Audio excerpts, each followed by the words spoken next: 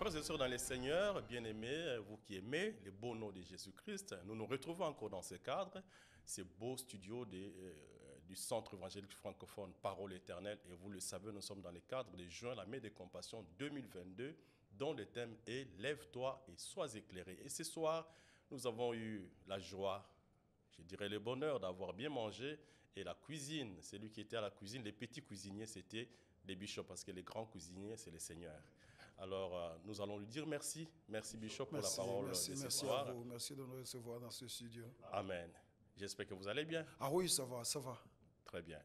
Alors, Bishop, d'entrée de jeu, ce soir, vous avez lu un passage qui n'est, en tout cas, je pense que c'était Ésaïe 60, versets 1 à 4. Et je vais lire parce que c'était l'unique passage qu'on avait lu. Et de là viendra notre petite question pour pouvoir aider nos frères et sœurs d'avoir l'essentiel de ce qui a été dit ce soir. Je vais lire donc Ésaïe 60, 1 à 4. « Lève-toi, sois éclairé, car ta lumière arrive, et la gloire de l'Éternel s'élève sur toi. Voici les ténèbres couvrent la terre, et l'obscurité les peuples.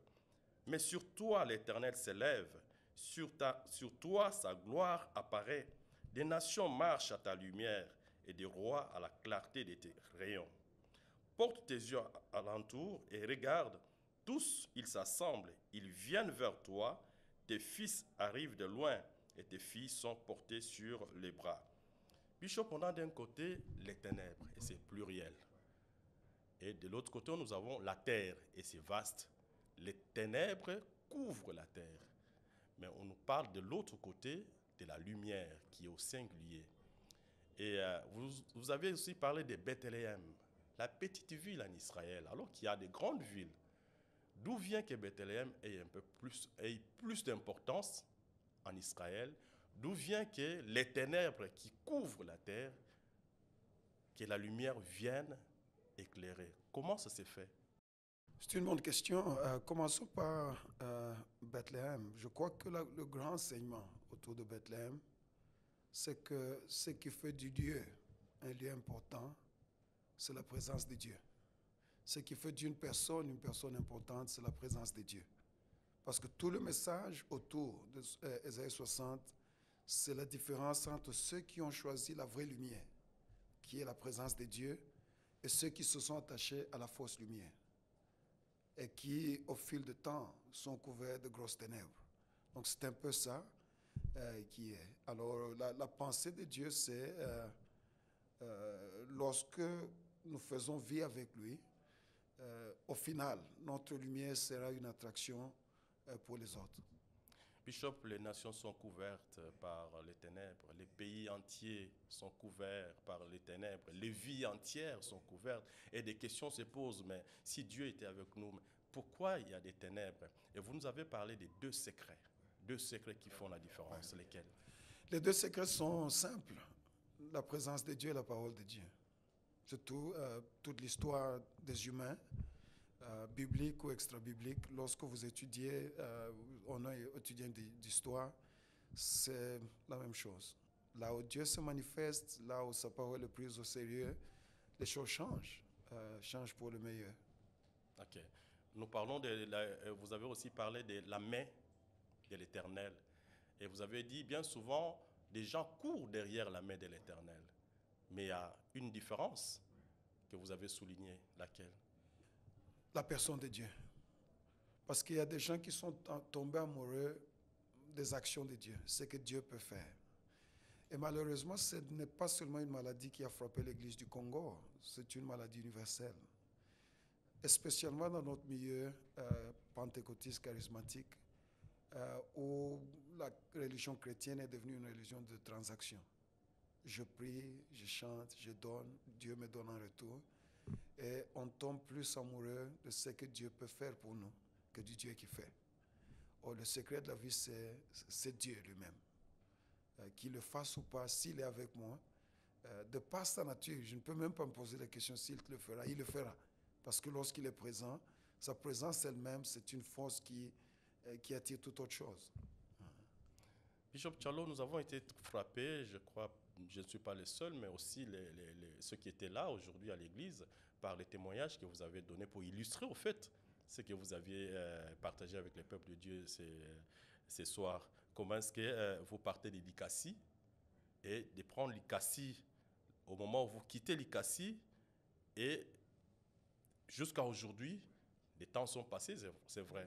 Mais j'aimerais que vous reveniez un peu sur ça. Qu'est-ce qui s'est passé? Comment vous quittez l'ICACI et vous vous retrouvez en Afrique du Sud dans les champs de Dieu? Et qu'est-ce que Dieu a fait avec vous? Un bon témoignage, très bon témoignage en fait. Moi, j'étais déjà en Afrique du Sud. Plusieurs années avant, je faisais mes études théologiques. Et puis, à la fin, lorsque le cours se termine, on se pose la question qu'on fait quoi? On rentre, on fait comment? Et Dieu nous a parlé qu'il faut aller à Cape Town. J'étais à Durban pour placer un travail. Alors, il fallait rentrer, récupérer l'épouse et les enfants.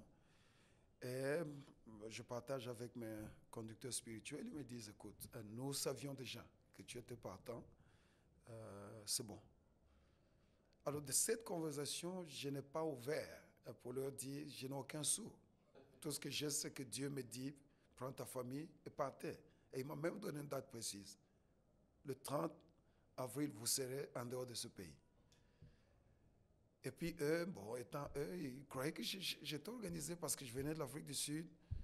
Ils ont simplement prié pour notre départ parce que c'était le dernier jour pour eux. Et là, vous êtes avec l'épouse, vous dites, OK, on n'a aucun sou, on peut même se déplacer à la Lubumbashi, au moins la honte où les gens ne nous voient pas dans la ville. Et c'est là que Dieu, lorsqu'on a pris ce pas, il a commencé à faire ces choses. Il y a une amie qui est morte ici à Kinshasa d'ailleurs.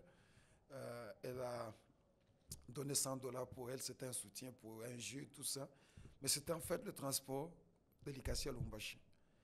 Et puis lorsque nos pasteurs sont venus nous dire au revoir, c'est cette phrase qui a changé le cours de notre vie. Parce qu'ils ont dit, l'Église n'a pas d'argent, mais nous vous avons donné Dieu. Que ce Dieu-là fasse. Si Dieu est chaud, revenez, c'est la maison. Et ça fait 30 ans que j'ai ramené la famille là. Dieu n'a jamais échoué. Au contraire, c'est une surprise après surprise.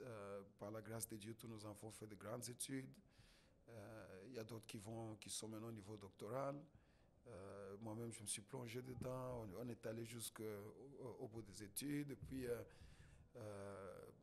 mes enfants ont terminé l'université avec une dette de personne. Tout est payé cash. Des locataires aux propriétaires. Et tout cela d'une petite assemblée à plusieurs assemblées. On vous a donné Dieu. Et la présence de Dieu dans votre vie, dans votre marche, a fait que dans les ministères, vous êtes aujourd'hui, vous avez 44 églises. Bishop, j'aimerais vous donner 1 minute, que vous puissiez fixer votre caméra en parlant à nos amis qui nous suivent sur l'importance de la présence de Dieu dans notre vie. En fait, chers amis, l'histoire de la marche avec Dieu, c'est sa présence. Un point trait. Beaucoup d'entre nous se sont contentés de la présence passive de Dieu, où Dieu est omniprésent, il est omniprésent. C'est vrai, il est partout. Mais Dieu n'est pas partout de la même manière. Nous devons aller plutôt pour la présence active de Dieu. C'est ce que la Bible dit, Dieu est avec Joseph, Dieu est avec Néhémie, Dieu est avec Esdras. Lorsqu'on dit Dieu est avec, c'est cette présence active qui fait la différence parce que lorsque Dieu vient de cette manière, il te prend en charge et il prend tout ton futur en charge. Et c'est là le secret du vrai miracle. Donc je nous encourage de ne pas juste être membre de l'Église, mais être intime de Dieu. Si vous faites cela, vous avez résolu 100% des problèmes des humains. Parce qu'il est avec vous. Amen. Merci Bishop. Ce soir, nous avons passé des moments de prière. Et la question a été posée par vous de savoir qui est sûr, qui est certain qu'il va impacter la société, qui va impacter sa génération. Il est question ici de prier. Vous avez prié avec nous, pour ceux qui étaient là en présentiel. Mais maintenant qu'il faut prier pour nos bien-aimés qui nous regardent, je crois que parmi eux, si pas tous, nous avons besoin de pouvoir impacter notre génération. À vous la parole. Merci, nous allons prier. Tendre Père, nous prions pour nos bien-aimés. Nous-mêmes aussi, nous sommes toujours dans la prière. je crois de tout mon cœur que Seigneur, tu n'appelles jamais quelqu'un juste pour faire le nombre. Tu appelles parce que tu as une mission. Tu appelles parce que tu as des nations, des peuples qui sont dans les ténèbres, dans la pensée, afin que la lumière puisse jaillir, lui, et ramener beaucoup de gens vers toi. Seigneur, l'impact vient de plusieurs manières, mais tout ce que nous savons, tu veux que le corps de Christ puisse être fait des hommes et des femmes qui impactent leur génération. Nous prions qu'il y ait éveil de conscience, qu'il y ait réveil spirituel, mais qu'il y ait aussi des actions posées pour que Père éternel, de famille, sur la rue, le quartier, la société tout entière, petit à petit, des enfants puissent laisser la lumière jaillir afin que les nations viennent, que des peuples viennent et que les gens disent Dieu a été bon à cause d'un tel ou tel autre. Bénis ton peuple. Au nom de Jésus, nous avons prié.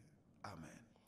Amen. Les serviteurs de Dieu a chuté par ceci. Il a insisté en disant qu'on vous enlève tout, qu'on vous enlève de voitures, qu'on vous enlève des maisons, mais qu'on ne vous enlève pas Dieu, la présence de Dieu dans notre vie. Que Dieu vous bénisse où que vous soyez et que prenez rendez-vous avec nous, en tout cas si vous êtes à Kinshasa. Si vous pouvez venir en présentiel, suivre et joindre la main des compassions, nous continuons. Mais pour vous qui êtes loin, prenez rendez-vous pour le prochain numéro. Que la faveur de Dieu repose sur vous. Merci et au revoir.